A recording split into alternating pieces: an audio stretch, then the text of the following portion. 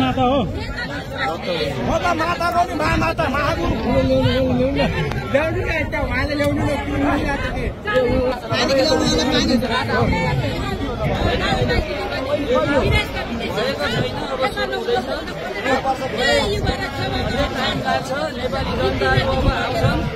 भगवानले मान्छेबाट प्रकाश गरेको दिन यहाँनिर गणतन्त्रवादी सकिन्छ।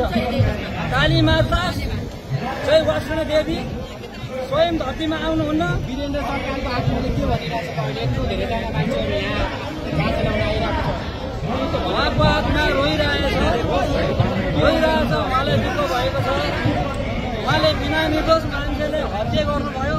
उहाँहरू कहिले उनको लाग्छ।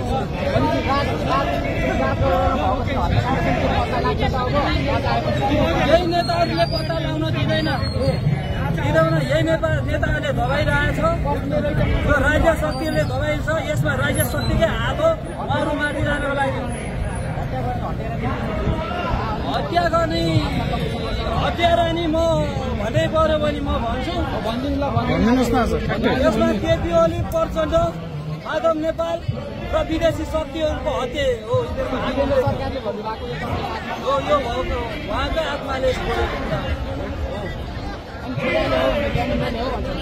होइन, ज्ञानेन्द्रले पनि होइन, पारसले पनि होइन। यसमा कोही उहाँहरूको दोष छैन। उहाँहरूलाई चाहिँ अभियोग लगाएको हो। केपी ओलीले अभियोग लगायो। त्यो केपी ओली भनेको हाम्रो अठराईको हो। त्यो चाहिँ गोठालो हो। हाम्रो बाबुबाजेको पालामा कुनै भात खान नपाएर पुगेर ढाको लायो। डाँडाको अठराईको त्यो चुपिया हो। त्यो मान्छे कोही त राम्रो